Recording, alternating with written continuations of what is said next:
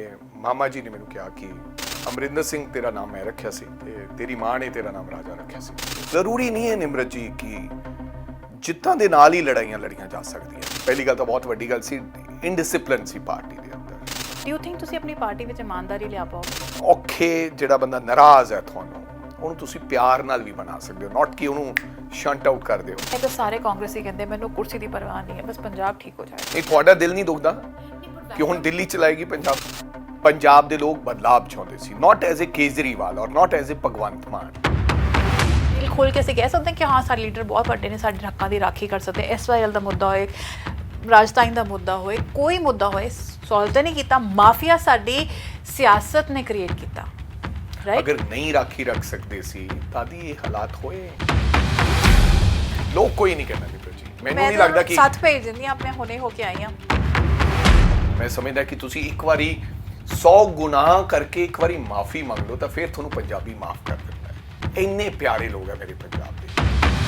ਸਿਰਫ ਤੁਹਾਡੀ ਤੇ ਅਕਾਲੀ ਦਲ ਭਾਜਪਾ ਦੀ ਸਰਕਾਰ ਦੋਨਾਂ ਨੂੰ ਇੱਕ ਮੌਕਾ ਮਿਲਿਆ ਸੀ ਜਦ ਦੋਨੋਂ ਤੁਸੀਂ ਕੇਂਦਰ ਵਿੱਚ ਵੀ ਸੂਬੇ ਵਿੱਚ ਸੀ ਔਰ ਮਸਲੇ ਸੁਲਝਾਏ ਜਾ ਸਕਦੇ ਸੀ। ਸੁਲਝਾਉਣ ਦੀ ਕਿਸੇ ਦੀ ਹਿੰਮਤ ਨਹੀਂ ਰਹੀ। RSS ਦੀ ਵਿਚਾਰਧਾਰਾ, ਭਾਜਪਾ ਦੀ ਵਿਚਾਰਧਾਰਾ ਦੇ ਖਿਲਾਫ ਅਗਰ ਕੋਈ ਪਾਰਟੀ ਲੜਾਈ ਲੜ ਸਕਦੀ ਹੈ ਤਾਂ ਉਹ ਕਾਂਗਰਸ ਪਾਰਟੀ ਹੈ।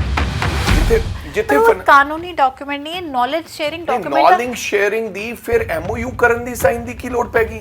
ਬਿਕੋਜ਼ ਪੰਜਾਬ ਨੇ ਦਿੱਲੀ ਮਾਡਲ ਨੂੰ ਚੁਣਿਆ। ਨਹੀਂ ਵਾਈ ਨੋ ਉਹ ਲੀਡਰ ਉਹ ਰਹਿਣਗੇ ਬਟ ਮੁਖਿਆ ਇਮਾਨਦਾਰ ਆਏਗਾ ਔਰ ਨਹੀਂ ਲੀਡਰ ਉਹ ਨਹੀਂ ਹੋਣਗੇ। ਹਰੀਸ਼ ਚੌਧਰੀ ਜੀ ਤੋਂ ਕਿਸਨੇ ਲਿਖਵਾਈ? ਨਹੀਂ ਫੋਰਸਲੀ ਕੋਈ ਨਹੀਂ, ਆਈ ਡੋਨਟ ਨੋ। ਤੁਹਾਡੇ ਕਹਿਣ ਤੇ ਨਹੀਂ ਲਿਖੇਗੀ। ਅੱਜ ਮਾਫੀਆ ਦਾ ਕੇਜਰੀਵਾਲ ਸਾਹਿਬ ਕਹਿ ਰਹੇ ਕਿ ਮੈਨੂੰ ਮਾਫੀਆਜ਼ ਨੇ ਕੰਟੈਕਟ ਕੀਤਾ, ਲੇਕਿਨ ਅਸੀਂ ਉਹਨਾਂ ਨੂੰ ਕਿਹਾ ਕਿ ਨਹੀਂ ਹੁਣ ਇਹ ਨਹੀਂ ਚੱਲੇਗਾ। ਜਦੋਂ ਮਾਫੀਆਜ਼ ਨੇ ਕੰਟੈਕਟ ਹੀ ਕਰ ਲਿਆ, ਉਹਨਾਂ ਨੂੰ ਪਤਾ ਲੱਗ ਗਿਆ ਮਾਫੀਆਜ਼ ਕੌਣ ਹੈ, ਫੜੋ। ਸਿੰਘਲਾ ਤੇ ਵੀ ਇਲਜ਼ਾਮ ਲਾਏ ਜਾ ਰਹੇ ਨੇ ਕਿ ਇਹ ਤਾਂ ਕਾਂਗਰਸ ਹੀ ਹੈਗਾ। 48 ਘੰਟੇ ਕਿਉਂ? 48 ਘੰਟੇ 'ਚ ਫੜ ਗਿਆ, ਇਹ ਪ੍ਰਾਪਤੀ ਹੈ ਵੀ ਉਹ ਕਹਿੰਦੇ ਕਿ ਇਲਜ਼ਾਮ ਦਿੱਤ ਕੋਈ ਲੋਕਾਂ ਨੇ ਐਡੀ ਵੱਡਾ ਕੰਮ ਕਰਤਾ ਤੇ ਅਸੀਂ 48 ਘੰਟੇ 'ਚ ਫੜ ਲਿਆ। ਕਿਉਂ? ਤੁਸੀਂ ਕਰ ਨਹੀਂ ਕਿਉਂ ਦਿੱਤਾ? ਲੇਕਿਨ ਮੈਨੂੰ ਉਹ ਬਦਲਾਵ ਹੁੰਦਾ ਨਜ਼ਰ ਨਹੀਂ ਆ ਰਿਹਾ। ਅੱਜ 1.5-2 ਮਹੀਨਿਆਂ ਦੇ ਵਿੱਚ ਹੀ ਹਾਲਾਤ ਬੜੇ ਕਮਜ਼ੋਰ ਨਜ਼ਰ ਆ ਰਹੇ ਨੇ। अब देश की सब तो वड्डी चिंता है कि भारत विच की लोकतंत्र बचेगा कि नहीं बचेगा। ਜਿਹੜੀ ਭਾਜਪਾ ਇੱਕ ਵਕਤ ਕਾਂਗਰਸ ਮੁਕਤ ਭਾਰਤ ਚਾਹੁੰਦੀ ਸੀ, ਅੱਜ ਉਹ ਵੀ ਕਾਂਗਰਸ ਦੇ ਵਜੂਦ ਬਾਰੇ ਚਿੰਤਿਤ ਹੈਗੀ ਹੈ। ਔਰ ਸਭ ਤੋਂ ਵੱਡੀ ਇਹ ਚਿੰਤਾ ਵਿੱਚ ਇਹ ਸਵਾਲ ਉੱਠਦਾ ਹੈ ਕਿ ਕਾਂਗਰਸ ਬਚਣਾ ਚਾਹੁੰਦੀ ਹੈ ਕਿ ਨਹੀਂ। ਪੰਜਾਬ ਵਿੱਚ ਜਿਸ ਤਰ੍ਹਾਂ ਕਾਂਗਰਸ ਪਾਰਟੀ ਦਾ ਹਾਲ ਹੋਇਆ ਹੈ, ਉਸ ਤੋਂ ਬਾਅਦ ਜੋ ਨਵੇਂ ਕਾਂਗਰਸ ਪੰਜਾਬ ਕਾਂਗਰਸ ਦੇ ਪ੍ਰਧਾਨ ਬਣੇ ਉਹ ਸਾਡੇ ਨਾਲ ਜੁੜੇ ਨੇ, ਅਮਰਿੰਦਰ ਰਾਜਾ ਵੜਿੰਗ ਜੀ। ਉਹਨਾਂ ਤੋਂ ਪੁੱਛਦੇ ਹਾਂ ਕਿ ਕੀ ਆਉਣ ਵਾਲੇ ਵਕਤ ਦੀ ਉਹਨਾਂ ਦੀ ਚੁਣੌਤੀਆਂ ਹਨ ਤੇ ਉਹਨਾਂ ਨੂੰ ਕਿਸ ਤਰ੍ਹਾਂ ਉਹ ਡੀਲ ਕਰਨਗੇ। ਸਾਡੇ ਨਾਲ ਜੁੜਨ ਲਈ ਬਹੁਤ ਬਹੁਤ ਧੰਨਵਾਦ। ਧੰਨਵਾਦ ਨਿਮਰਤ ਜੀ, ਥੈਂਕ ਯੂ ਸੋ ਮਚ। ਜਿਵੇਂ ਮੇਰਾ ਇੰਟਰੋਡਕਸ਼ਨ ਹੈਗੀ ਹੈ, ਕਾਂਗਰਸ ਮੁਕਤ ਭਾਰਤ ਜੋ ਭਾਜਪਾ ਦਾ ਇੱਕ ਸੁਪਨਾ ਸੀ, ਅੱਜ ਕਿੱਥੇ ਲੱਗਦਾ ਕਿ ਕਾਂਗਰਸ ਨੇ ਉਸਨੂੰ ਆਪਣਾ ਆਖ ਲਿਆ ਹੈਗਾ। ਮੈਂ ਤੁਹਾਨੂੰ ਇਹ ਦੱਸਣਾ ਚਾਹੁੰਦਾ, ਨਾ ਤਾਂ ਕਾਂਗਰਸ ਮੁਕਤ ਭਾਰਤ ਹੋ ਸਕਦਾ ਕਦੀ, ਬਿਲਕੁਲ ਜ਼ਰੂਰ ਇਹ ਭਾਜਪਾ ਦਾ ਸੁਪਨਾ ਹੈ। ਪਰ ਇਹ ਭਾਜਪਾ ਦੇ ਨਹੀਂ, RSS ਇਹਨਾਂ ਸਭ ਲੋਕਾਂ ਦੇ ਮਨ 'ਚ ਇਹ ਹੈ ਕਿ ਅਗਰ ਕਿਤੇ ਨਾ ਕਿਤੇ ਕਾਂਗਰਸ ਪਾਰਟੀ ਖਤਮ ਹੋ ਜਾਏ ਤਾਂ ਸਾਨੂੰ ਕੋਈ ਚੁਣੌਤੀ ਦੇਣ ਵਾਲਾ ਨਹੀਂ ਰਹੇਗਾ। ਬੇਸ਼ੱਕ ਇਹ ਬਹੁਤ ਵਾਰੀ ਇਹ ਗੱਲ ਕਹਿੰਦੇ ਨੇ। ਕੱਲ ਰਾਹੁਲ ਗਾਂਧੀ ਜੀ ਦੀ ਜਿਹੜੀ ਉਹ ਵੀਡੀਓ ਇਨ ਕਲੱਬ, ਹਾਲਾਂਕਿ ਉਹਦੇ ਵਿੱਚ ਐਸਾ ਕੁਝ ਹੈ ਨਹੀਂ ਹੈ। ਜਿਹੜੀ 4 ਸਾਲ ਪਹਿਲਾਂ ਦੀ ਕਹਿ ਰਹੇ ਕਿ ਪੁਰਾਣੀ, ਉਹਨਾਂ ਨੂੰ ਹਮੇਸ਼ਾ ਕਿਤੇ ਨਾ ਕਿਤੇ ਡਰ ਸਤਾਉਂਦਾ ਰਹਿੰਦਾ ਹੈ, ਕਿਉਂਕਿ RSS ਦੀ ਵਿਚਾਰਧਾਰਾ, ਭਾਜਪਾ ਦੀ ਵਿਚਾਰਧਾਰਾ ਦੇ ਖਿਲਾਫ ਅਗਰ ਕੋਈ ਪਾਰਟੀ ਲੜਾਈ ਲੜ ਸਕਦੀ ਹੈ ਤਾਂ ਉਹ ਕਾਂਗਰਸ ਪਾਰਟੀ ਹੈ। ਜ਼ਰੂਰੀ ਨਹੀਂ ਹੈ ਨਿਮਰਤ ਜੀ ਕਿ ਜਿੱਤਾਂ ਦੇ ਨਾਲ ਹੀ ਲੜਾਈਆਂ ਲੜੀਆਂ ਜਾ ਸਕਦੀਆਂ ਨੇ। ਤੁਸੀਂ ਉਹਨਾਂ ਲੋਕਾਂ ਦਾ ਕਈ ਵਾਰੀ ਲੋਕਾਂ ਨੂੰ ਉਸ ਤਰ੍ਹਾਂ ਦਿਖਾਇਆ ਜਾਂਦਾ ਹੈ ਕਿ ਫਲਾਣੇ ਪ੍ਰਦੇਸ਼ 'ਚ ਅਸੀਂ ਹਾਰ ਗਏ, ਫਲਾਣੇ ਪ੍ਰਦੇਸ਼ 'ਚ ਹਾਰ ਗਏ। ਸ਼ਾਇਦ ਮੈਂ ਤੁਹਾਨੂੰ ਇਹ ਦੁਹਰਾਉਣਾ ਚਾਹੁੰਦਾ ਕਿ ਭਾਜਪਾ ਕੇਵਲ 2 ਸੀਟਾਂ ਹੁੰਦੀਆਂ ਸੀ, ਸਿਮਟ ਕੇ ਰਹਿ ਗਈ ਸੀ। ਕੇਵਲ 2 ਪਾਰਲੀਮੈਂਟ ਸੀਟਸ ਹੁੰਦੀਆਂ ਸੀ ਪੂਰੇ ਦੇਸ਼ ਦੇ ਅੰਦਰ। ਇਸ ਦੇ ਬਾਵਜੂਦ ਆਫਟਰ ਦੈਟ ਅੱਜ ਉਹਨਾਂ ਦਾ ਐਡਾ ਵੱਡਾ ਵਜੂਦ ਹੈ। ਹਰ ਕਾਂਗਰਸੀ ਇਹ ਉਦਾਹਰਨ ਜ਼ਰੂਰ ਦਿੰਦਾ ਹੈ, ਪਰ ਤੁਸੀਂ ਇਹ ਰਿਅਲਾਈਜ਼ ਕਰੋ ਉਹ ਸ਼ੁਰੂਆਤ ਕਿੱਥੋਂ ਹੋਈ ਸੀ। ਜਦ ਆਜ਼ਾਦੀ ਹੋਈ ਸੀ ਤੇ ਉਹ ਉਹਨਾਂ ਦਾ ਨਾਮੋ ਨਿਸ਼ਾਨ ਨਹੀਂ ਸੀ। ਉਹ ਇੱਕ ਸ਼ੂਨਿਆ ਵੀ ਨਹੀਂ, ਮਤਲਬ ਸਟਾਰਟਿੰਗ ਲਾਈਨ ਤੋਂ ਸ਼ੁਰੂ ਹੁੰਦੇ ਉਸ 2 ਤੇ ਪਹੁੰਚੇ ਸੀ। ਤੁਸੀਂ ਲੋਕਾਂ ਨੇ ਦੇਸ਼ ਨੂੰ ਆਜ਼ਾਦ ਕਰਾਇਆ ਸੀ। ਦੇਸ਼ ਦੀ ਸੋਚ ਤੁਹਾਡੇ ਪੂਰਵਜਾਂ ਤੋਂ ਆਉਂਦੀ ਸੀ ਕਿ ਇਸ ਆਜ਼ਾਦ ਦੇਸ਼ ਦੀ। ਔਰ ਜੋ ਅੱਜ ਦੇ ਕਾਂਗਰਸੀ ਹੈ ਉਹ ਸੋਚ ਕੁਝ ਵੱਖਰੀ ਕਰ ਚਲੋ ਦੇਸ਼ ਨਹੀਂ, ਪਰ ਦੇਸ਼ ਨੂੰ ਆਜ਼ਾਦ ਕਰਾਇਆ ਸੀ ਨਿਮਰਤ, ਤਾਂ ਉਸ ਤੋਂ ਬਾਅਦ ਤੁਸੀਂ ਦੇਖਿਆ ਹੋਣਾ ਕਿ ਅਸੀਂ 60 ਸਾਲ ਦੇਸ਼ ਤੇ ਰਾਜ ਕੀਤਾ। ਹੁਣੇ ਅਸੀਂ 10 ਸਾਲ ਸਰਕਾਰ ਯੂਪੀਏ ਦੀ ਡਾਕਟਰ ਮਨਮੋਹਨ ਸਿੰਘ ਚਲਾ ਕੇ ਗਏ ਨੇ। ਮੈਨੂੰ ਇੱਕ ਗੱਲ ਦੱਸੋ, ਤੁਸੀਂ ਕੱਲ੍ਹ ਇੱਕ ਬਿਆਨ ਦਿੱਤਾ ਕਿ ਮੈਂ ਆਵਾਂਗਾ ਦੁਆਰਾ ਕਾਂਗਰਸ ਪਾਰਟੀ ਪੰਜਾਬ 'ਚ ਆਏਗੀ ਤੇ 95 ਸੀਟਾਂ ਨਾਲ ਆਏਗੀ, ਰਾਈਟ? ਇਹਦੇ ਲਈ ਤੁਸੀਂ ਕਿਸ ਤਰ੍ਹਾਂ ਸੋਚਦੇ ਹੋ ਕਿ ਕਿਸ ਤਰ੍ਹਾਂ ਇਹ ਸੁਪਨਾ ਸਾਕਾਰ ਹੋ ਸਕਦਾ ਹੈ? ਨਿਮਰਤ, ਹਰ ਵਿਅਕਤੀ 'ਚ ਜਜ਼ਬਾ ਹੋਣਾ ਚਾਹੀਦਾ ਹੈ। ਅਗਰ Aam Aadmi party, why I said 95, ਉਹ ਇਸ ਕਰਕੇ ਮੈਨੂੰ 95 ਦੀ ਜ਼ਰੂਰਤ ਨਹੀਂ ਹੈ, ਕਿਉਂਕਿ ਅਗਰ ਕਿਸੇ ਪਾਰਟੀ ਦਾ ਵਜੂਦ ਹੀ ਨਹੀਂ ਸੀਗਾ ਕੁਝ ਸਾਡੀਆਂ ਗਲਤੀਆਂ ਕਰਕੇ,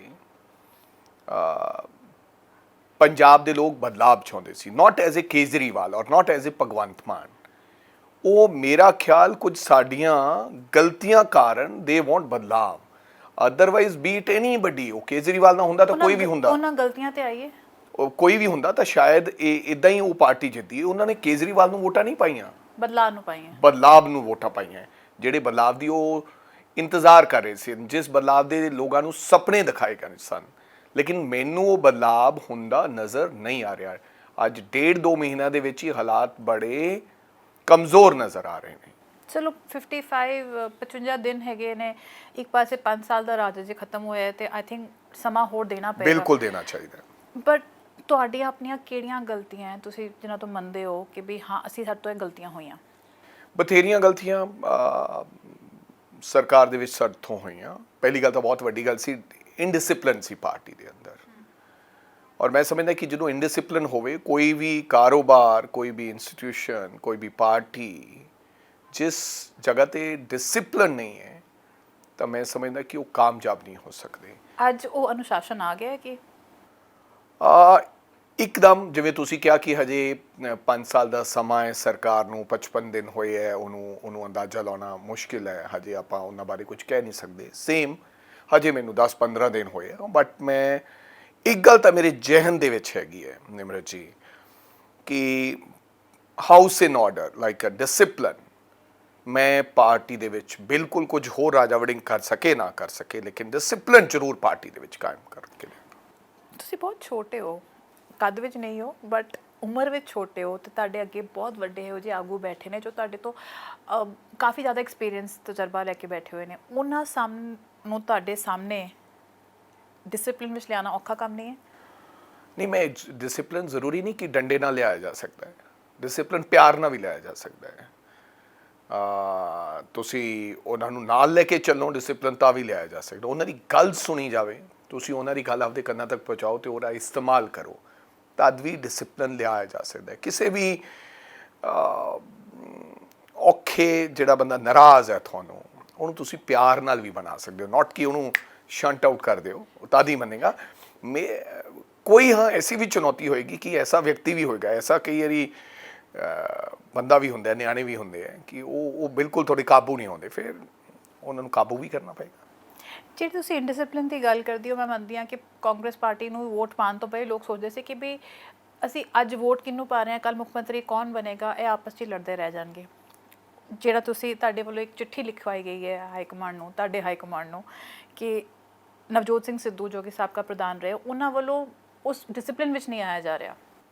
ਮੇਰੇ ਤੋਂ ਪਹਿਲੀ ਗੱਲ ਤਾਂ ਕੋਈ ਲਿਖਵਾ ਨਹੀਂ ਸਕਦਾ, ਮੈਂ ਜੋ ਲਿਖਦਾ। ਤੁਸੀਂ ਲਿਖਵਾਈ ਕਿਸੇ ਤੋਂ? ਨਾ, ਮੈਂ ਜੋ ਲਿਖਦਾ ਆਪ ਲਿਖਦਾ ਮਤਲਬ ਕਿ ਜੋ ਮੇਰੇ ਜੈਨ ਚ ਹੁੰਦਾ, ਚਾਹੇ ਕੋਈ ਹੋਰ ਟਾਈਪ ਕਰ ਰਿਹਾ ਹੋਵੇ, ਬਟ ਲਿਖਵਾਉਣਾ ਮੈਂ ਹੀ ਹੈ ਕਿ ਹਾਂ। ਪਹਿਲੀ ਗੱਲ ਤਾਂ ਮੈਂ ਤਾਂ ਕੋਈ ਲਿਖਵਾ ਨਹੀਂ ਸਕਦਾ। ਹਰੀਸ਼ ਚੌਧਰੀ ਜੀ ਤੋਂ ਕਿਸਨੇ ਲਿਖਵਾਈ? ਨਹੀਂ, ਫੋਰਸਲੀ ਕੋਈ ਨਹੀਂ, ਆਈ ਡੋਨਟ ਨੋ। ਤੁਹਾਡੇ ਕਹਿਣ ਤੇ ਨਹੀਂ ਲਿਖੀ ਗਈ? ਹਰੀਸ਼ ਚੌਧਰੀ ਜੀ ਨੇ ਜਿਹੜੀ ਚਿੱਠੀ ਸੋਨੀਆ ਗਾਂਧੀ ਜੀ ਨੂੰ ਗਈ ਹੈ। That you can ask, it's better ਕਿ ਤੁਸੀਂ ਉਹਨਾਂ ਨੂੰ ਹਰੀਸ਼ ਚੌਧਰੀ ਜੀ ਨੂੰ ਆਖੋ, ਪੁੱਛੋ ਇਹ ਸਵਾਲ। ਪਰ ਤੁਹਾਡੀ ਸਹਿਮਤੀ ਤਾਂ ਹੋਏਗੀ ਉਸ ਮੁੱਦੇ ਤੇ ਕਿ ਨਹੀਂ? ਮੈਂ ਫੇਰ ਇਹ ਕਹਿਣਾ ਚਾਹੁੰਦਾ, ਇਹ ਵੀ ਡਿਸਪਲਿਨ ਦਾ ਮੁੱਦਾ ਹੈ, ਇਹ ਵੀ ਇੰਟਰਨਲ ਮਾਮਲਾ ਹੈ। ਅਗਰ ਇਸ ਦੇ ਬਾਰੇ ਅਗਰ ਮੈਂ ਚਰਚਾ ਤੁਹਾਡੇ ਨਾਲ ਕਰਾਂਗਾ ਤਾਂ ਸ਼ਾਇਦ ਮੈਂ ਵੀ ਉਸ ਇਨਡਿਸਪਲਿਨ ਦੇ ਦਾਇਰੇ 'ਚ ਆ ਜਾਵਾਂਗਾ। ਜ਼ਰੂਰ ਜਿਸ ਦਿਨ ਸਮਾਂ ਆਏਗਾ ਡੈਫੀਨੇਟਲੀ ਮੈਂ ਇਹ ਵੀ ਚਾਹਾਂਗਾ ਕਿ ਜਦੋਂ ਲੋਕਾਂ ਦੇ ਇਹ ਸਵਾਲ ਹੋਣਗੇ ਕਿ ਕਿਉਂ ਹੋਇਆ, ਕਿੱਦਾਂ ਹੋਇਆ, ਕਿਸ ਤਰ੍ਹਾਂ ਹੋਇਆ, ਅਗਰ ਕੋਈ ਐਸੀ ਗੱਲ ਆਏਗੀ ਤਾਂ ਮੈਂ ਤੁਹਾਡੇ ਇੱਥੇ ਆ ਕੇ ਤੁਹਾਡੇ ਨਾਲ ਨਿਮਰਤ ਲੋਕਾਂ ਦੇ ਰੂਬਰੂ ਵੀ ਕਰਾਵਾਂਗੇ, ਕਿਉਂ ਹੋਇਆ, ਕਿੱਦਾਂ ਹੋਇਆ। So but it's a party internal matter, ਹਜੇ ਮੈਂ ਉਹਦੇ ਬਾਰੇ। ਦੂਜੀ ਗਲਤੀ ਜੋ ਸਾਨੂੰ ਲੱਗਦੀ ਹੈ ਕਿ ਇੱਕ ਇਮਾਨਦਾਰੀ ਦੀ ਘਾਟ ਸੀ, ਔਰ ਨਵਜੋਤ ਸਿੰਘ ਸਿੱਧੂ ਬਾਰ-ਬਾਰ ਕਹਿੰਦੇ ਰਹੇ ਕਿ ਸਾਨੂੰ ਇਮਾਨਦਾਰ ਸਰਕਾਰ ਚਾਹੀਦੀ ਹੈ। ਅੱਜ ਇਸ ਜੋ ਸਰਕਾਰ ਨਵੀਂ ਆਈ ਹੈ ਉਸ ਤੇ ਕਿਹਾ ਜਾਂਦਾ ਅੱਜ ਦਾ ਮੁੱਖ ਮੰਤਰੀ ਬਹੁਤ ਇਮਾਨਦਾਰ ਹੈ।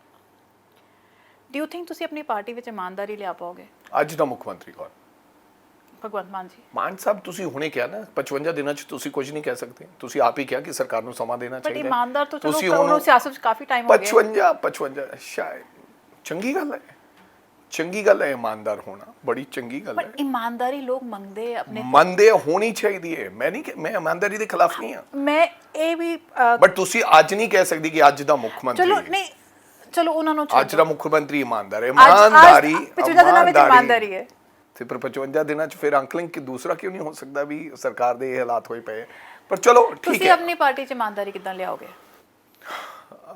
ਨੈਚੁਰਲੀ ਹੁਣ ਤਾਂ ਸਾਰੇ ਇਮਾਨਦਾਰੀ when we are not in government, ਹੁਣ ਤਾਂ ਇਮਾਨਦਾਰੀ ਇਕੱਲੀ ਇਹ ਨਹੀਂ ਕਿ ਜਿਹੜਾ ਬੰਦਾ ਕਰਪਸ਼ਨ ਕਰਦਾ ਹੈ, ਉਹ ਤਾਂ ਹੈ ਹੀ ਹੈ ਕਿ ਇਮਾਨਦਾਰ ਹੋਣਾ ਚਾਹੀਦਾ ਵਿਅਕਤੀ ਨੂੰ, ਹਰ ਵਿਅਕਤੀ ਨੂੰ।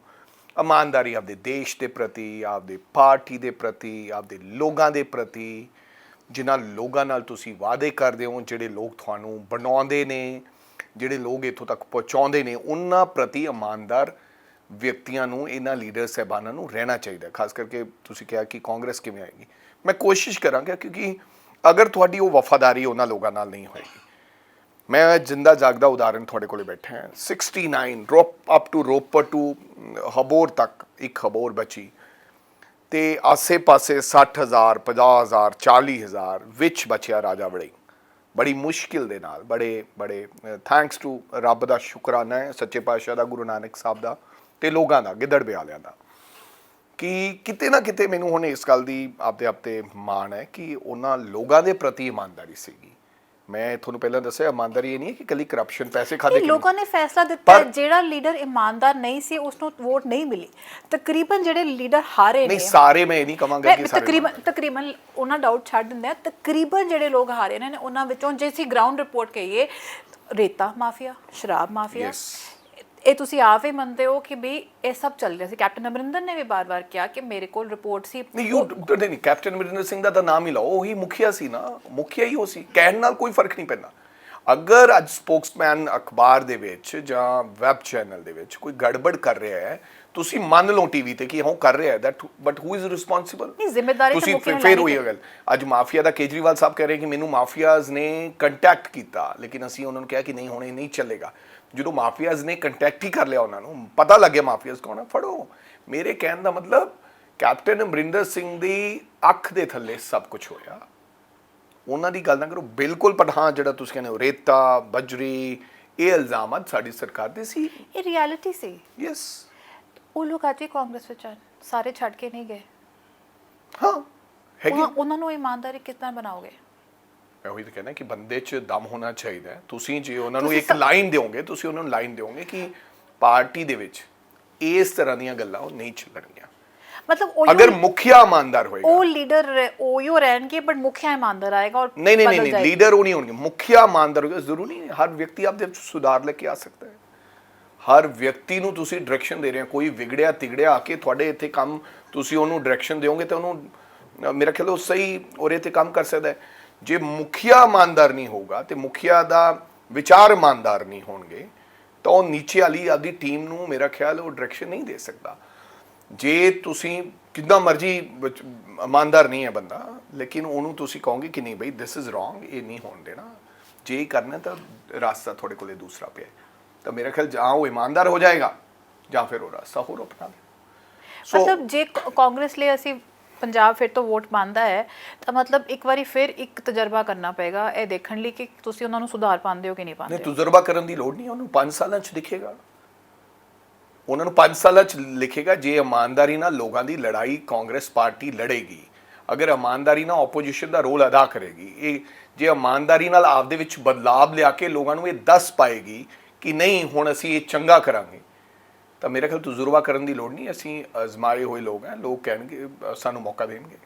ਕਾਂਗਰਸ ਵੱਲੋਂ ਇੱਕ ਬੜਾ ਇਤਰਾਜ਼ ਚਲਾਇਆ ਜਾ ਰਿਹਾ ਹੈ ਕਿ ਤੁਸੀਂ ਕੱਲ ਗਵਰਨਰ ਸਾਹਿਬ ਨੂੰ ਵੀ ਇੱਕ ਮੈਮੋਰੈਂਡਮ ਦੇ ਕੇ ਆਏ ਹੋ ਕਿ ਵੀ ਜਿਹੜਾ ਇਹ ਜਾਣਕਾਰੀ ਸੌਣ ਸਮਝਾਤਾ ਹੈ, ਇਹ ਇਤਰਾਜ਼ ਹੈ ਕਿ ਹੁਣ ਹਾਈ ਕਮਾਂਡ ਦਿੱਲੀ ਨੂੰ ਜੋ ਦਿੱਲੀ ਵਿੱਚ ਹੈ, ਬਟ ਇਹ ਤਾਂ ਕਾਂਗਰਸ ਦੀ ਹਮੇਸ਼ਾ ਦੀ ਨੀਤੀ ਰਹੀ। ਤੁਸੀਂ ਆਪ ਹੀ ਕੈਪਟਨ ਅਮਰਿੰਦਰ ਨੂੰ 4.5 ਸਾਲ ਨਹੀਂ ਉਤਾਰ ਪਾਏ ਬਿਕੋਜ਼ ਸਾਡੀ ਹਾਈ ਕਮਾਂਡ ਦੇ ਆਰਡਰ ਦੀ ਵੇਟ ਹੋ ਰਹੀ ਸੀਗੀ।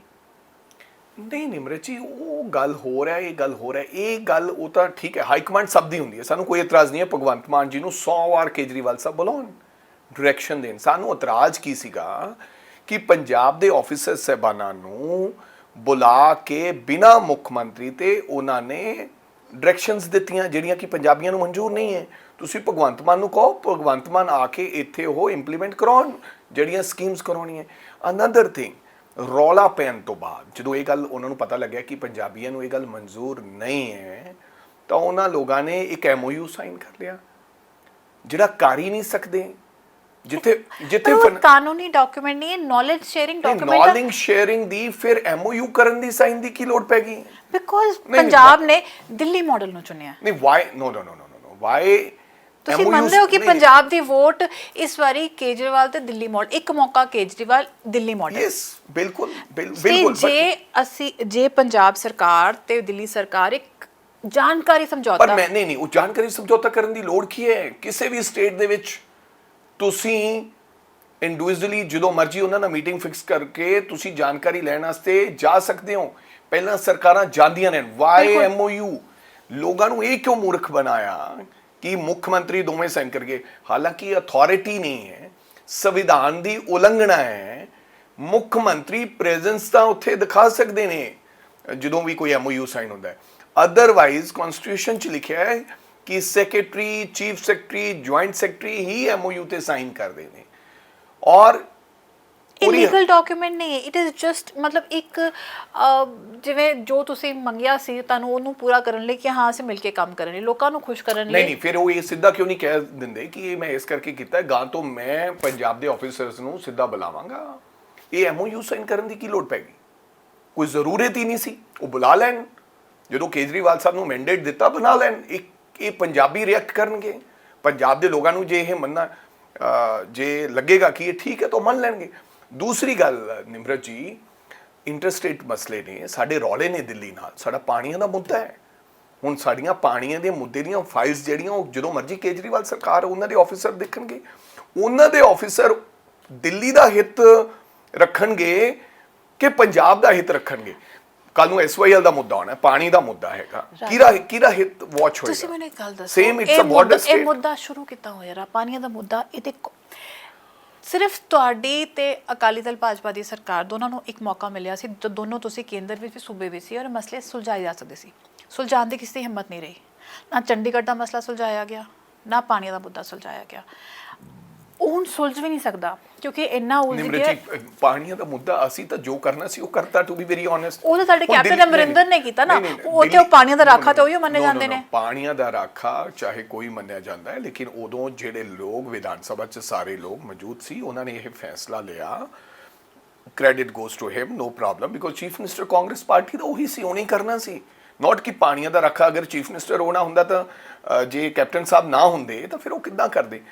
ਮੇਰੇ ਕਹਿਣ ਦਾ ਮਤਲਬ ਕੁਝ ਮਸਲੇ ਜਿਹੜੇ ਨੇ ਦੇਸ਼ ਦੀ ਅਦਾਲਤ ਦੇ ਵਿੱਚ ਚੱਲ ਰਹੇ ਨੇ, ਉੱਥੇ ਅਸੀਂ ਆਪਦੇ ਪੱਖ ਰੱਖਣੇ। ਹੁਣ ਸੁਪਰੀਮ ਕੋਰਟ ਦੇ ਵਿੱਚ ਇਹ ਮਾਮਲਾ ਚੱਲ ਰਿਹਾ ਹੈ।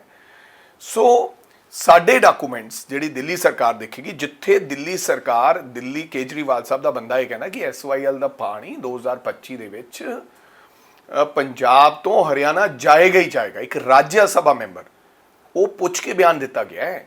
ਫਿਰ ਬਾਰਡਰ ਸਟੇਟ ਹੈ, ਪੋਲਿਊਸ਼ਨ ਦਾ ਇਲਜ਼ਾਮ ਸਾਡੇ ਤੇ ਲੱਗਦਾ ਹੈ, ਰੋਜ਼ਾਨਾ ਦਾ ਕੋਈ ਨਾ ਕੋਈ ਲਾਉਂਦੇ ਹੈ। ਸੋ ਸਾਨੂੰ ਇਸ ਗੱਲ ਤੇ ਕੋਈ ਇਤਰਾਜ਼ ਨਹੀਂ ਹੈ ਕੇਜਰੀਵਾਲ ਸਾਹਿਬ ਤੇ, ਬਿਲਕੁਲ ਕੋਈ ਇਤਰਾਜ਼ ਨਹੀਂ ਹੈ ਕਿ ਉਹ ਆਪਦੀ ਸਰਕਾਰ ਨੂੰ ਡਾਇਰੈਕਸ਼ਨ ਇੱਥੇ ਦੇਣ। ਭਗਵੰਤ ਮਾਨ ਸਾਹਿਬ ਉਹਨਾਂ ਕੋਲੇ ਜਾਣ, ਚਾਹੇ ਪੈਰੀਂ ਹੱਥ ਲਾਉਣ, ਚਾਹੇ ਦਿਲ ਗਲੇ ਲੱਗਣ, ਸਾਨੂੰ ਕੋਈ ਇਤਰਾਜ਼ ਨਹੀਂ ਹੈ। ਲੇਕਿਨ ਪੰਜਾਬੀ ਇਸ ਗੱਲ ਨੂੰ ਇਹ ਮਹਿਸੂਸ ਕਰਦੇ ਹੈ ਕਿ ਪੰਜਾਬੀ ਤਾਂ ਕਹਿੰਦਾ ਮੈਂ ਕਰਾਂਗਾ ਸਭ ਕੰਮ।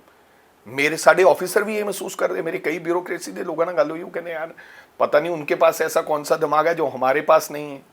ये ऑफिसर्स ਦੀ ਸੋਚਣੀ ਹੈ ਬਿਊਰੋਕ੍ਰੇਸੀ ਦੀ, ਵੀ ਕਿਉਂ ਅਸੀਂ ਜਾ ਕੇ ਦਿੱਲੀ ਦੇ ਕਿਸੇ ਬਿਊਰੋਕਰੇਟ ਤੋਂ ਸਾਨੂੰ ਵੀ ਪਤਾ ਸਭ। ਜੇ ਅਸੀਂ ਇਤਿਹਾਸ ਪੜ੍ਹੀਏ, ਪੰਜਾਬ ਤੋਂ ਹਮੇਸ਼ਾ ਲਾਲ ਕਿਲ੍ਹੇ ਜਾ ਕੇ ਫਤਿਹ ਕੀਤੀ ਗਈ ਹੈ। ਪਹਿਲੀ ਵਾਰੀ ਹੈ ਤੁਸੀਂ ਦਿੱਲੀ ਮਾਡਲ ਆਪ ਪੰਜਾਬ ਵਿੱਚ ਮੰਗਵਾਇਆ, ਰਾਈਟ? ਮੰਨਦੀ ਹਾਂ ਮੈਂ, ਚੋਟ ਲੱਗੀ ਹੈ, ਪਰ ਉਹਦਾ ਜਿਹੜਾ ਤੁਹਾਡਾ ਦਿਲ ਨਹੀਂ ਦੁਖਦਾ ਨਹੀਂ, ਪਰ ਵੈਕਿਊਮ ਦਿੱਲੀ ਚਲਾਏਗੀ ਪੰਜਾਬ ਨੂੰ? ਵੈਕਿਊਮ ਕਿੰਨੇ ਕ੍ਰੀਏਟ ਕੀਤਾ? ਉਹ ਤੇ ਪੰਜਾਬ ਦੀ ਲੀਡਰਸ਼ਿਪ ਨੇ ਕੀਤਾ ਨਾ। ਲਗਾਤਾਰ ਪੰਜਾਬ ਨੂੰ ਖੋਖਲਾ ਕੀਤਾ ਗਿਆ। ਪੰਜਾਬ ਦਾ ਜੋ ਕਿਰਦਾਰ ਹੈ, ਅਸੀਂ ਕਹਿੰਦੇ ਆਗੂਆਂ ਦਾ ਕਿਰਦਾਰ, ਅਸੀਂ ਕਹਿੰਦੇ ਚਲੋ ਥੋੜਾ ਜਿਹਾ ਕਰਪਟ ਹੈਗਾ। ਕੋਈ ਅੱਜ ਦਿਲ ਖੋਲ ਕੇ ਅਸੀਂ ਕਹਿ ਸਕਦੇ ਹਾਂ ਕਿ ਹਾਂ ਸਾਡੇ ਲੀਡਰ ਬਹੁਤ ਵੱਡੇ ਨੇ, ਸਾਡੇ ਹੱਕਾਂ ਦੀ ਰਾਖੀ ਕਰ ਸਕਦੇ। SYL ਦਾ ਮੁੱਦਾ ਹੋਏ, ਰਾਜਧਾਨੀ ਦਾ ਮੁੱਦਾ ਹੋਏ, ਕੋਈ ਮੁੱਦਾ ਹੋਏ, ਸੋਲਵ ਤਾਂ ਨਹੀਂ ਕੀਤਾ, ਮਾਫੀਆ ਸਾਡੀ ਸਿਆਸਤ ਨੇ ਕ੍ਰੀਏਟ ਕੀਤਾ, ਰਾਈਟ। ਅਗਰ ਨਹੀਂ ਰਾਖੀ ਰੱਖ ਸਕਦੇ ਸੀ ਤਦ ਹੀ ਇਹ ਹਾਲਾਤ ਹੋਏ। ਐਗਜ਼ੈਕਟਲੀ। ਅੱਜ ਤੁਹਾਡਾ ਕਿਰਦਾਰ ਸਿਰਫ ਇਸ ਕਰਕੇ ਬੋਲ ਰਿਹਾ ਹੈ ਜੋ ਗਲਤੀਆਂ ਕੱਢ ਰਹੇ ਨੇ, ਕਿਉਂਕਿ ਅੱਜ ਕਿੱਥੇ ਕਾਂਗਰਸ ਘਬਰਾਈ ਹੋਈ ਹੈ ਕਿ ਆਪ ਉਹਨਾਂ ਦੀ ਜੋ ਆਪੋਜੀਸ਼ਨ ਦੀ ਥਾਂ ਹੈ ਉਹ ਲੈ ਲੇਗੀ। ਕਾਂਗਰਸ ਬਿਲਕੁਲ ਘਬਰਾਈ ਨਹੀਂ ਹੈ, ਟੂ ਬੀ ਵੈਰੀ ਓਨੈਸਟ। ਲੋਕ ਘਬਰਾਏ ਹੋ ਹੈ ਜਿਨ੍ਹਾਂ 'ਚ ਆਪਸ ਵਿੱਚ ਜਜ਼ਬਾ ਨਹੀਂ ਹੈ। ਬਿਲਕੁਲ ਕਾਂਗਰਸ ਘਬਰਾਈ ਨਹੀਂ ਹੈ। ਮੈਂ ਤੁਹਾਨੂੰ ਸੱਚ ਕਹਿ ਰਿਹਾ, ਮੈਂ ਤਾਂ ਬਿਲਕੁਲ ਘਬਰਾਇਆ ਨਹੀਂ ਗਾ। ਬੀਇੰਗ ਏ ਕਾਂਗਰਸ ਪਾਰਟੀ ਪ੍ਰੈਜ਼ੀਡੈਂਟ, ਮੈਂ ਟੂਰ ਕਰ ਰਿਹਾ, ਲੋਕਾਂ 'ਚ ਅੱਜ ਵੀ ਜਜ਼ਬਾ ਤੇ ਜਨੂਨ ਹੈ, ਲੇਕਿਨ ਜਗਾਉਣ ਦੀ ਲੋੜ ਹੈ। ਉਹਨਾਂ ਨੂੰ ਲੱਗਣਾ ਚਾਹੀਦਾ ਹੈ ਕਿ ਸਹੀ ਬੰਦਾ ਸਾਡੀ ਸਹੀ ਅਗਵਾਈ ਕਰੇਗਾ। ਇਮਾਨਦਾਰੀ ਸ਼ਬਦ ਫਿਰ ਉਹੀ ਵਾਰੀ-ਵਾਰੀ ਕਿ ਇਮਾਨਦਾਰੀ ਨਾਲ ਇਹ ਸਾਡੇ ਨਾਲ ਲੜੇਗਾ ਔਰ ਖੜੇਗਾ। ਜਨਤਾ ਤਾਂ ਵਿਚਾਰੀ ਇੰਨੀ ਭੋਲੀ ਹੈ, ਅਗਰ ਉਹਨਾਂ ਨੂੰ ਥੋੜਾ ਜਿਹਾ ਸੱਚਾ ਇਮੋਸ਼ਨਲ ਲੋਕ ਪੰਜਾਬ ਦੇ, ਮੈਂ ਸਮਝਦਾ ਕਿ ਤੁਸੀਂ ਇੱਕ ਵਾਰੀ 100 ਗੁਨਾਹ ਕਰਕੇ ਇੱਕ ਵਾਰੀ ਮਾਫੀ ਮੰਗ ਲਓ ਤਾਂ ਫਿਰ ਤੁਹਾਨੂੰ ਪੰਜਾਬੀ ਮਾਫ ਕਰ ਦਿੰਦਾ ਹੈ। ਇੰਨੇ ਪਿਆਰੇ ਲੋਕ ਹੈ ਮੇਰੇ ਪੰਜਾਬ ਦੇ। ਸੋ ਭੋਲੇਪਨ ਦਾ ਫਾਇਦਾ ਉਠਾਉਂਦੇ ਨਹੀਂ ਆ ਰਹੇ। ਅੱਜ ਤਾਂ ਲੱਗਦਾ ਨਹੀਂ ਕਿ ਜਿਹੜੀ ਇਹ ਵਾਲੀ ਸਰਕਾਰ ਹੈ ਮਾਫੀਆ ਨੂੰ ਕੰਟਰੋਲ ਕਰ ਪਾਏਗੀ। ਕਰ ਤਾਂ ਲਿਆ ਮਾਫੀਆ ਨੂੰ ਕੰਟਰੋਲ, ਨਹੀਂ ਬੰਦ ਕਰ ਪਾਏਗੀ। ਕੰਟਰੋਲ ਨਹੀਂ ਹੈ, ਨਹੀਂ ਆਪਣੀ ਤਜੋਰੀਆਂ ਨਾ ਭਰੇ। ਮਾਫੀਆ ਉਹਨਾਂ ਦੇ ਕੋਲੇ ਆਇਆ ਚੱਲ ਕੇ, ਮਾਫੀਆ ਨੇ ਕਿਹਾ ਪੈਸੇ ਲਓ, ਲੇਕਿਨ ਮਾਫੀਆ ਆਇਆ, ਮਾਫੀਆ ਦੇ ਨਾਮ ਪਤਾ ਲੱਗ ਗਏ, ਮਾਫੀਆ ਨੇ ਸੰਪਰਕ ਕੀਤਾ ਤੇ ਮਾਫੀਆ ਛੱਡ ਦਿੱਤੇ ਗਏ। ਮਾਫੀਆ ਦੇ ਨਾਮ ਤਾਂ ਸ਼ੁਰੂ ਤੋਂ ਹੀ ਪਤਾ, ਸਭ ਨੂੰ ਪਤਾ ਹੈ। ਇਹ ਕਿਹੜਾ, ਇਹ ਤੇ ਇੱਕ ਖੁੱਲਾ ਰਾਜ਼ ਹੈ। ਸਰਕਾਰ ਬਦਲਾਵ ਦੀ ਸਰਕਾਰ ਨੂੰ ਹੁਣ ਪਤਾ ਲੱਗਿਆ। ਬਦਲਾਵ ਦੀ ਸਰਕਾਰ ਇਹ ਕਹਿੰਦੀ ਸੀ ਕਿ ਮਾਫੀਆ ਆਏਗਾ ਤਾਂ ਅਸੀਂ ਇਹਨੂੰ ਰਹਿਣ ਨਹੀਂ ਦਿਆਂਗੇ। ਇੱਕ ਹਾਲ ਵਿੱਚ ਇੱਕ ਰਿਪੋਰਟ ਆਈ ਸੀ ਜਿਹੜੀ ਕਹਿੰਦੀ ਸੀ, ਤੁਸੀਂ ਉਹ ਗੱਲ ਨਹੀਂ ਕਰ ਰਹੇ। ਨਹੀਂ ਮੈਂ ਤੁਹਾਡੀ ਗੱਲ ਤੇ ਆ ਰਹੀ ਹਾਂ। ਇੱਕ ਰਿਪੋਰਟ ਆਈ ਸੀ ਜਿਹੜੀ ਕਹਿੰਦੀ ਸੀ ਕਿ ਇੰਡੀਆ ਵਿੱਚ ਕਰਪਸ਼ਨ ਦਾ ਲੈਵਲ ਨਹੀਂ ਘਟਿਆ ਜਾਂ ਵਧਿਆ, ਉੱਥੇ ਹੀ ਸਟੈਟਿਕ ਹੈਗਾ। ਬਟ ਸਿਰਫ ਪ੍ਰੋਬਲਮ ਇਹ ਆ ਗਈ ਹੈ, ਜਿਹੜੀ ਕਰਪਸ਼ਨ ਹੈ ਨਾ ਉਹ ਸਿਸਟਮ ਦੇ ਵਿੱਚ ਭੱਜ ਗਈ, ਯੋਜਨਾ ਬੰਦ ਹੋ ਗਈ ਹੈ। ਸੋ ਜਿਹੜਾ ਮਾਫੀਆ ਹੈ ਉਹ ਐਕਚੁਅਲੀ ਸਿਸਟਮ ਦਾ ਹਿੱਸਾ, ਉਹ ਇੰਨਾ ਤਾਕਤਵਰ ਹੈ ਕਿ ਉਹਨੂੰ ਨਾ ਕਰਨਾ ਵੀ ਇੱਕ ਬੜੀ ਵੱਡੀ ਬਹਾਦਰੀ ਦੀ ਗੱਲ ਹੈ। Who is going to stop them? That's what Aam saying. ਜੇ ਉਹ ਰੋਕ ਰਹੇ ਨੇ ਤਾਂ ਮਤਲਬ ਨਾ ਕਰਨਾ ਵੀ ਤਾਂ ਵੱਡੀ ਗੱਲ ਹੈ ਨਾ। ਨਹੀਂ ਨਹੀਂ, ਬਿਕੋਜ਼ ਤੁਹਾਨੂੰ ਪਤਾ ਤੁਹਾਡੇ ਰਾਜ ਵਿੱਚ ਮੀਡੀਆ ਮਾਫੀਆ ਚੱਲਿਆ ਹੈਗਾ, ਪਿਛਲੇ ਰਾਜ ਵਿੱਚ ਨਹੀਂ, ਜਿਹੜੇ ਬੰਦਿਆਂ ਨੇ ਮਾਫੀਆ ਨੂੰ ਫੜਿਆ ਹੀ ਨਹੀਂ, ਜਿਹੜੇ ਬੰਦੇ ਨੂੰ ਪਤਾ ਲੱਗਿਆ ਕਿ ਇਹ ਮਾਫੀਆ ਹੈ, ਉਹਨੂੰ ਰੋਕ ਵੀ ਕਿੱਦਾਂ ਲੈਣਗੇ? वो तो टीवी ते अखबार ते थोड़े सामने आके कहता कि मेरे पास माफिया आया था, मैंने माफिया को कह दिया कि मैं आपकी बात नहीं मानूंगा, आपको ईमानदारी से काम करना होगा। कौन मानने वाला है? कल चाहिए ऐसी कि माफिया आया सी, ये पकड़ के अंदर दे दिया है, ये खड़े वो चोर पंजाब के जो पंजाब को लूटने वाले। ਅੱਜ ਇਹ ਹੋਣਾ ਚਾਹੀਦਾ। ਅੱਜ ਲੋਕ ਇਹ ਵੀ ਕਹਿ ਰਹੇ ਨੇ ਕਿ ਮਾਫੀਆ ਦੇ ਥੋੜੇ ਪੈਰ ਕੱਟਣੇ ਸ਼ੁਰੂ ਹੋ ਗਏ, ਕਿੱਥੇ ਮੀਡੀਆ ਮਾਫੀਆ ਤੇ ਥੋੜਾ ਜਿਹਾ ਐਕਸ਼ਨ ਲਿਆ ਗਿਆ ਹੈ। ਥੋੜਾ ਸ਼ਰਾਬ ਮਾਫੀਆ ਜਿਹਨਾਂ ਡਿਸਟਲਰੀਜ਼ ਦੇ ਲਾਇਸੈਂਸ ਨਹੀਂ ਹੈ ਜਾਂ ਉਹਨਾਂ ਨੂੰ ਕੰਟਰੋਲ ਕਰਨ ਦੀ ਕੋਸ਼ਿਸ਼ ਕੀਤੀ ਜਾ ਰਹੀ ਹੈ। ਜਿਹੜੀ ਰਿਸ਼ਵਤ ਲਈ ਜਾ ਰਹੀ ਹੈ ਉਹ ਘਟ ਗਈ ਹੈਗੀ ਹੈ। ਕਈ ਕੰਮ ਬਿਨਾਂ ਰਿਸ਼ਵਤ ਦੇ ਹੋ ਰਹੇ ਨੇ। ਮੰਨਦੇ ਹੋ ਤੁਸੀਂ ਕਿ ਨਹੀਂ? ਮੈਨੂੰ ਲੱਗਦਾ ਇੱਕ ਭਗਵੰਤ ਮਾਨ ਬੋਲ ਰਹੇ ਨਿਮਰਤ ਜੀ, ਅਗੇਨ ਯੂ ਸੈਡ ਕਿ 55 ਦਿਨਾਂ 'ਚ ਮੈਂ ਕੁਛ ਨਹੀਂ ਅੰਦਾਜ਼ਾ ਲਾ ਸਕਦੀ, ਫਿਰ ਮੈਂ ਕੁਝ ਕਵਾਂਗਾ ਤਾਂ ਜਨਤਾ ਨੂੰ ਵੀ ਇਹ ਚੰਗਾ ਨਹੀਂ ਲੱਗੇਗਾ। 55 ਦਿਨਾਂ 'ਚ ਨਹੀਂ, ਮੈਂ ਪਿੰਡਾਂ ਵਿੱਚ ਜਾਂਦੀ ਹਾਂ, ਲੋਕ ਇਹੋ ਕਹਿੰਦੇ ਨੇ ਕਿ ਵੀ ਅਸਰ ਈਵਨ ਨਸ਼ੇ ਦੇ ਘਟਾਵ 'ਚ ਆਇਆ, 100% ਨਹੀਂ ਆਇਆ, 60-70% ਰੋਜ਼ਾਨਾ ਅਖਬਾਰ 'ਚ ਖਬਰ ਲੱਗਦੀ ਹੈ, ਰੋਜ਼ਾਨਾ ਮੈਂ ਕਿੰਨੇ ਜਿਹੜੇ ਲੋਕ ਓਵਰਡੋਜ਼ ਨਾਲ ਮਰ ਰਹੇ ਨੇ। ਪਰ ਮੈਂ ਇਸ ਕਰਕੇ ਉਹਦੀ ਟਿੱਪਣੀ ਨਹੀਂ ਕਰ ਰਿਹਾ ਕਿ ਲੋਕ ਕਹਿਣਗੇ ਤੁਹਾਡੇ ਸਮੇਂ ਵੀ ਮਰ ਰਹੇ ਸਨ। ਬਿਲਕੁਲ ਹਜੇ ਤੱਕ ਉਹਦੇ 'ਚ ਕੋਈ ਰੋਕਥਾਮ ਨਹੀਂ ਆਇਆ। ਮੈਂ ਇਹ ਵੀ ਮੰਨਦਾ ਕਿ ਕਾਂਗਰਸ ਪਾਰਟੀ ਦੇ ਰਾਜ ਵੀ ਹੋ ਰਿਹਾ ਸੀ, ਮਰ ਰਹੇ ਸਨ ਉਦੋਂ ਵੀ, ਲੇਕਿਨ ਅੱਜ ਰੋਕਥਾਮ ਵਾਸਤੇ ਇੱਕ ਵੀ ਮੈਨੂੰ ਤੁਸੀਂ ਦੱਸ ਦਿਓ ਕਿੱਥੇ ਸਰਕਾਰ ਨੇ ਕਿਹੜਾ ਕਦਮ ਚੁੱਕ ਲਿਆ ਕਿ ਨਸ਼ੇ ਦੀ ਰੋਕਥਾਮ ਵਾਸਤੇ? ਘਟ ਗਏ, ਕਿੱਦਾਂ ਘਟ ਗਏ, ਕਿੱਥੇ ਘਟ ਗਏ ਨੇ? ਹਾਂ ਠੀਕ ਹੈ, ਇਸ਼ਤਿਹਾਰਾਂ 'ਚ ਵੱਡੇ ਵੱਡੇ ਇਸ਼ਤਿਹਾਰ ਲਾ ਕੇ ਗੱਲਬਾਤ ਕਰਕੇ ਲੋਕ ਕਹਿੰਦੇ ਨੇ ਕਿ ਨਹੀਂ, ਲੋਕ ਕੋਈ ਨਹੀਂ ਕਹਿੰਦਾ ਨਿਮਰਤ ਜੀ। ਮੈਨੂੰ ਨਹੀਂ ਲੱਗਦਾ ਕਿ ਸਾਥ ਭੇਜ ਦਿੰਦੀਆਂ ਆਪਣੇ ਹੁਣੇ ਹੋ ਕੇ ਆਈਆਂ। ਹੋ ਸਕਦਾ ਕੋਈ ਬਿਠਾਇਆ ਗਿਆ ਕੋਈ ਸਾਥ ਦੇ ਵਿੱਚ ਐਸਾ ਮੈਂਬਰ ਹੋਵੇ ਜਿਹਨੇ ਕਿਹਾ ਹੋਵੇ ਪੰਜਾਬੀ ਤੁਹਾਨੂੰ ਸੁਣ ਰਹੇ ਹੈ, ਤੁਹਾਨੂੰ ਬਹੁਤ ਤੁਹਾਡੇ ਚੈਨਲ ਨੂੰ ਲੋਕ ਬਹੁਤ ਪਿਆਰ ਕਰਦੇ ਹੈ ਔਰ ਤੁਸੀਂ ਹਮੇਸ਼ਾ ਸੱਚ ਬਿਆਨ ਕਰਦੇ ਹੋ। ਇਸ ਜਿਹੜੇ ਤੇ ਜਦੋਂ ਲੋਕ ਵਿਊ ਦੇਣਗੇ ਤੁਹਾਨੂੰ ਪਤਾ ਲੱਗ ਜਾਏਗਾ। ਹਜੇ ਤੱਕ ਜੋ ਪਹਿਲਾਂ 5 ਸਾਲ ਜਿਵੇਂ ਚੱਲ ਰਿਹਾ ਸੀਗਾ, ਨਾਟ ਓਨਲੀ 5 ਸਾਲ, 15 ਸਾਲ ਤੋਂ ਨਸ਼ਾ ਪੁਰਾਣੇ 10 ਸਾਲ, ਫਿਰ ਸਾਡੀ ਸਰਕਾਰ 'ਚ ਰਹੀ, ਅਸੀਂ ਵੀ ਉਹਦੇ ਤੇ ਰੋਕਥਾਮ ਤੇ ਕੋਈ ਵੱਡੇ ਉਪਰਾਲੇ ਨਹੀਂ ਕਰ ਸਕੇ।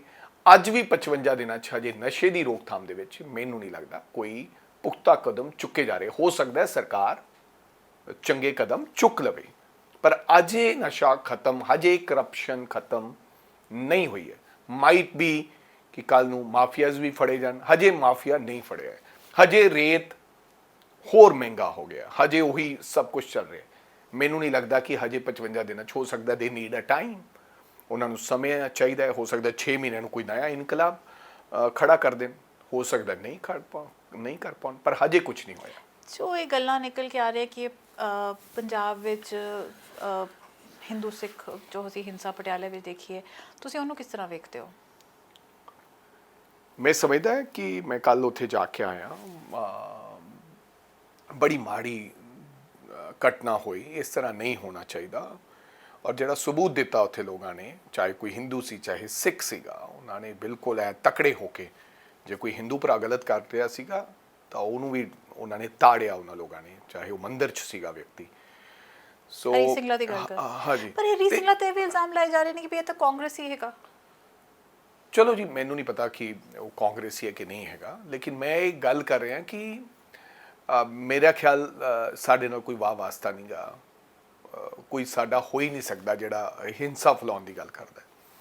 ਸੋ ਇਵੇਂ ਸਿੱਖਾਂ ਨੇ, ਜਿਹੜੇ ਸਿੱਖ ਲੋਕ ਸਨ, ਉਹਨਾਂ ਨੇ ਵੀ ਵਿਰੋਧ ਕੀਤਾ, ਜਾ ਕੇ ਸੇਵਾ ਵੀ ਕੀਤੀ, ਮੰਦਿਰ ਦੇ ਬਾਹਰ ਵੀ ਗਏ, ਕੱਲ ਮੈਂ ਵੀ ਗਿਆ ਜਗ੍ਹਾ ਜਗ੍ਹਾ ਤੇ। ਪਰ ਜਿਹੜਾ ਸਰਕਾਰ ਦਾ ਰੋਲ ਸੀਗਾ, ਕਿਉਂਕਿ ਇਹ ਪੰਜਾਬ ਨੇ ਬਹੁਤ ਸੰਤਾਪ ਹੋ ਗਿਆ ਇਸ ਗੱਲ ਦਾ, ਪੰਜਾਬੀ ਬਹੁਤ ਸਿਆਣਾ ਹੋ ਚੁੱਕਿਆ ਹੈ, ਪੰਜਾਬ ਦੇ ਵਿੱਚ ਇਸ ਤਰ੍ਹਾਂ ਲੋਕਾਂ ਨੇ ਭੜਕਾ ਕੇ ਪੰਜਾਬ ਨੂੰ ਬਹੁਤ ਥੱਲੇ ਲੈ ਕੇ ਆਂਦਾ।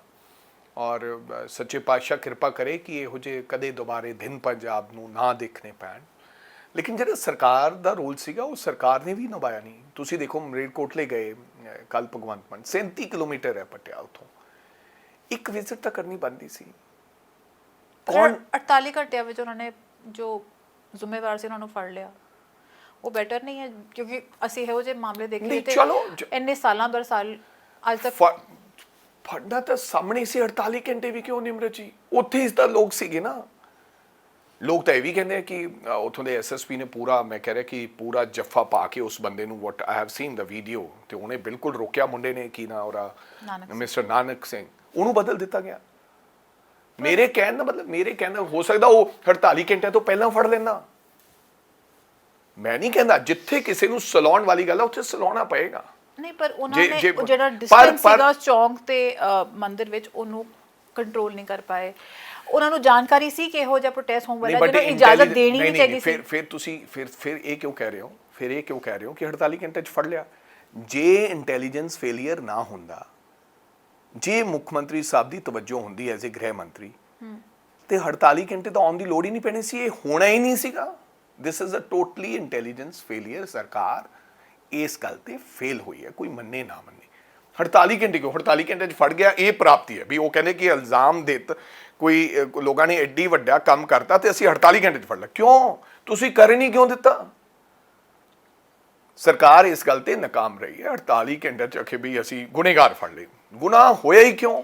ਰਾਜਾ, ਮੈਨੂੰ ਇੱਕ ਗੱਲ ਦੱਸੋ, ਤੁਹਾਡੇ ਬੱਚੇ ਔਰ ਮੇਰੇ ਬੱਚੇ ਦੋਨੋਂ ਸੇਮ ਉਮਰ ਦੇ ਨੇ, ਸਾਡੀ ਆਉਣ ਵਾਲੀ ਪੀੜ੍ਹੀ ਨੇ ਇੱਥੇ ਰਹਿਣਾ ਹੈਗਾ।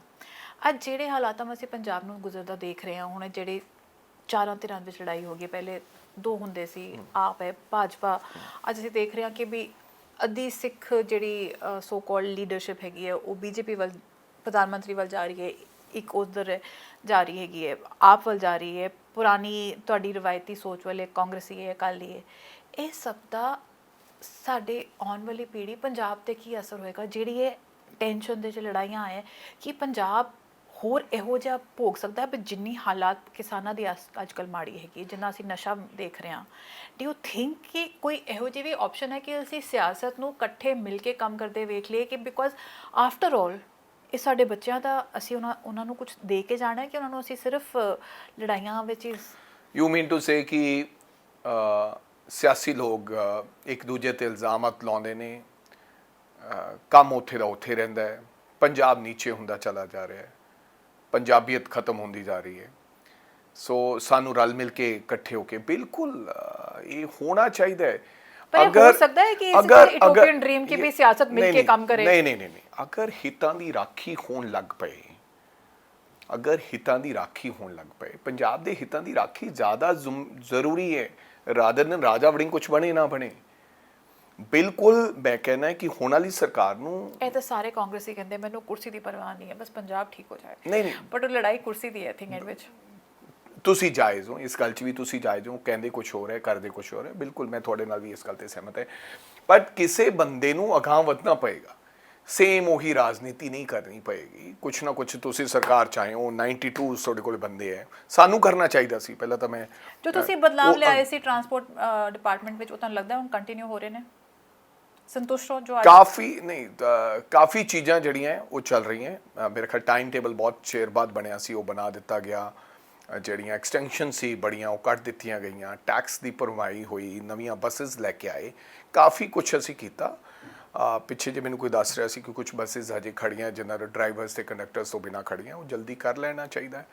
ਔਰ ਉਮੀਦ ਕਰਦੇ ਹਾਂ ਕਿ ਬਦਲਾਵ ਦਾ ਇੱਕ ਬੂਟਾ ਤੁਸੀਂ ਵੀ ਲਾ ਕੇ ਆਏ ਸੀ, ਉਹਨਾਂ ਅੱਜ ਫਲ ਰਿਹਾ? ਆਈ ਡੋਂਟ ਨੋ, ਮੈਂ ਪੂਰਾ ਉਹਨੂੰ ਉਸ ਨੂੰ ਫਿਰ ਮੈਂ ਉਹ ਕਹਾਂਗੀ ਕਿ ਹਜੇ ਫਿਰ ਕੁਝ ਕਹਾਂਗਾ ਤਾਂ 55 ਦਿਨਾਂ 'ਚ ਟਿੱਪਣੀ ਵਾਲੀ ਗੱਲ ਹੋ ਜਾਏਗੀ, ਕਿਉਂਕਿ ਲੋਕਾਂ ਨੂੰ ਮੈਂ ਦੇਖਦਾ ਰਹਿਣਾ ਹਰ ਵਿਅਕਤੀ ਜਦੋਂ ਸੋਸ਼ਲ ਮੀਡੀਆ ਤੇ ਦੱਸਦਾ ਹੈ ਇੰਟਰਵਿਊ ਤੇ ਕਿ ਉਹਨਾਂ ਨੂੰ ਟਾਈਮ ਦੇਣਾ ਚਾਹੀਦਾ ਹੈ। ਸੋ ਹਰ ਵਿਅਕਤੀ ਨੂੰ ਇਹ ਪਤਾ ਹੋਣਾ ਚਾਹੀਦਾ ਮੈਂ ਕਿਹੜੇ ਸਮੇਂ ਕਿਹੜੀ ਗੱਲ ਕਰਨੀ ਹੈ ਔਰ ਕਿਹੜੀ ਜਗ੍ਹਾ ਤੇ ਕਿਹੜੀ ਗੱਲ ਕਰਨੀ ਹੈ। ਸੋ ਲੈਟ ਦਾ ਟਾਈਮ ਕਮ, ਫਿਰ ਵੀ ਕੈਨ ਡਿਸਾਈਡ ਔਨ ਦਿਸ। ਆਖਰੀ ਸਵਾਲ, ਤੁਹਾਡੇ ਨਾਮ ਵਿੱਚ ਰਾਜਾ ਕਿਸਨੇ ਪਾਇਆ? ਬਿਕੋਜ਼ ਤੁਹਾਡੀ ਕਿਸਮਤ ਵਿੱਚ ਰਾਜ ਬਹੁਤ ਹੈਗਾ, ਬੜੀ ਛੋਟੀ ਉਮਰ ਵਿੱਚ ਬਹੁਤ ਵੱਡੀਆਂ ਵੱਡੀਆਂ ਪ੍ਰਾਪਤੀਆਂ ਮਿਲ ਰਹੀਆਂ ਨੇ। ਇਹ ਨਿਮਰਤ ਜੀ ਇਮੋਸ਼ਨਲ ਇਸ਼ੂ ਹੈ। ਇਹ ਮੈਨੂੰ ਤਾਂ ਖੈਰ ਪਤਾ ਨਹੀਂ, ਮੇਰੀ ਮਾਂ ਮੇਰੇ ਮਾਮਾ ਜੀ ਨੇ ਮੈਨੂੰ ਕਿਹਾ ਕਿ ਅਮਰਿੰਦਰ ਸਿੰਘ ਤੇਰਾ ਨਾਮ ਮੈਂ ਰੱਖਿਆ ਸੀ, ਮੇਰਾ ਮਾਮਾ ਜੀ ਕਹਿੰਦੇ, ਤੇ ਤੇਰੀ ਮਾਂ ਨੇ ਤੇਰਾ ਨਾਮ ਰਾਜਾ ਰੱਖਿਆ ਸੀ। ਸੋ ਪਿਆਰ ਨਾਲ, ਸੋ ਅੱਜ ਉਹ ਨਹੀਂ ਹੈ। ਸੋ ਸੌਰੀ, ਮੈਂ ਨਹੀਂ 6 ਸਾਲ ਦਾ ਸੀਗਾ ਜਦੋਂ ਮੇਰੀ ਮਾਤਾ ਚਲੇ ਗਏ, ਬਟ ਮੈਂ ਤਾਂ ਆਮ ਘਰੇ ਜੰਮਿਆ ਸੀ ਬਿਨਾਂ ਮਾਂ-ਬਾਪ ਤੋਂ, ਪਰ ਪਰਮਾਤਮਾ ਸੱਚੇ ਪਾਤਸ਼ਾਹ ਨੇ ਬਹੁਤ ਕਿਰਪਾ ਕੀਤੀ ਹੈ, ਬਹੁਤ ਕਿਰਪਾ ਕੀਤੀ ਹੈ। ਸਭ ਤੋਂ ਛੋਟੀ ਉਮਰ ਦਾ ਮੰਤਰੀ ਵੀ ਬਣਿਆ, ਸਭ ਤੋਂ ਛੋਟੀ ਉਮਰ ਦਾ ਐਮਐਲਏ ਵੀ ਬਣਿਆ, ਕਾਂਗਰਸ ਪਾਰਟੀ ਦਾ ਪ੍ਰਧਾਨ ਵੀ ਸਭ ਤੋਂ ਛੋਟੀ ਉਮਰ ਦਾ ਬਣ ਗਿਆ। ਸੋ ਸਭ ਸੱਚੇ ਪਾਤਸ਼ਾਹ ਦੀ ਕਿਰਪਾ ਹੈ ਜਾਂ ਮੇਰੀ ਉਸ ਮਾਂ ਦੀ ਕਿਰਪਾ ਹੈ। ਆਈ ਥਿੰਕ ਉਹ ਦੁਆਵਾਂ ਹੈ ਜੋ ਅੱਜ ਹੁਣ ਵੀ ਮੈਂ ਆਪਦੀ ਮਾਂ ਨੂੰ ਸਭ ਤੋਂ ਪਹਿਲਾਂ ਗੁਰੂ ਨਾਨਕ ਦੀ ਫੋਟੋ ਨੂੰ ਵੀ ਮੱਥਾ ਟੇਕ ਕੇ ਆਉਣਾ ਸੁਬਾਹ। ਹਾਲਾਂਕਿ ਮੈਂ ਕੋਈ ਪਾਠ ਬਹੁਤ ਨਹੀਂ ਕਰਦਾ, ਹਾਂ ਛੋਟੇ ਹੁੰਦੇ ਬਹੁਤ ਪਾਠ ਕੀਤਾ, ਜਪਜੀ ਸਾਹਿਬ, ਰਹਿਰਾਸ ਸਾਹਿਬ, ਚੌਪਈ ਸਾਹਿਬ।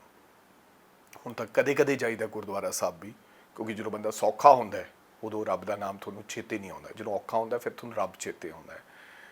ਲੇਕਿਨ ਆਪਦੀ ਮਾਂ ਨੂੰ ਸਭ ਤੋਂ ਪਹਿਲਾਂ ਹੁਣ ਵੀ ਘਰੋਂ ਨਿਕਲਦਾ ਫੋਟੋ ਤੇ ਮੱਥਾ ਟੇਕ ਕੇ ਆਉਣਾ, ਕਿਉਂਕਿ ਮੈਂ ਸਮਝਦਾ ਕਿ ਰੱਬ ਦੇਖਿਆ ਨਹੀਂ ਕਿਸੇ ਨੇ, ਸੁਣਿਆ ਹੀ ਹੈ ਕਿ ਗੁਰਦੁਆਰੇ 'ਚ ਰੱਬ ਹੁੰਦਾ। ਇਹ ਮੇਰਾ ਗੁਰੂ ਨਾਨਕ ਹੈ, ਰੱਬ ਹੈ।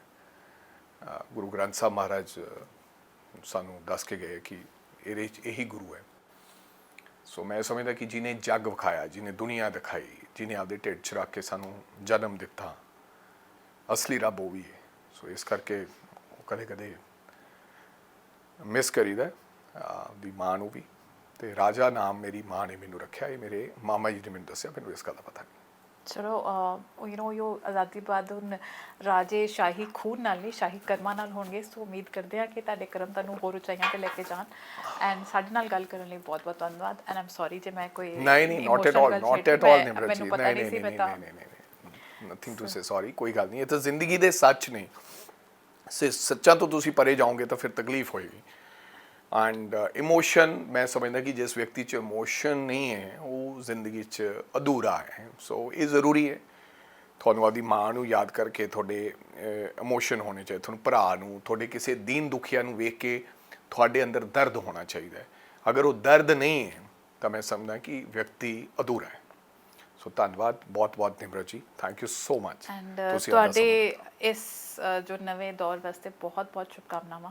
ਉਮੀਦ ਕਰਦੇ ਹਾਂ ਕਿ ਆਪੋਜੀਸ਼ਨ ਦਾ ਰੋਲ ਤੁਸੀਂ ਉਸੇ ਬਖੂਬੀ ਨਾਲ ਨਿਭਾਓ ਜਿਸ ਤਰ੍ਹਾਂ ਤੁਸੀਂ ਆਪਣੇ ਮੰਤਰੀ ਹੋਣ ਦਾ ਰੋਲ ਨਿਭਾਇਆ ਸੀਗਾ। ਬਿਲਕੁਲ ਨਿਭਾਵਾਂਗੇ, ਔਰ ਤੁਹਾਡੇ ਤੋਂ ਵੀ ਉਮੀਦ ਕਰ ਰਹੇ ਹਾਂ ਕਿ ਜੇ ਰੋਲ ਚੰਗਾ ਹੋਵੇ ਤਾਂ ਦੁਨੀਆ ਨੂੰ ਜ਼ਰੂਰ ਤੁਸੀਂ ਉਹ ਦਿਖਾਓਗੇ ਕਿ ਮੁੰਡਾ ਚੰਗਾ ਰੋਲ ਅਦਾ ਕਰ ਰਿਹਾ ਹੈ। Thank you so much.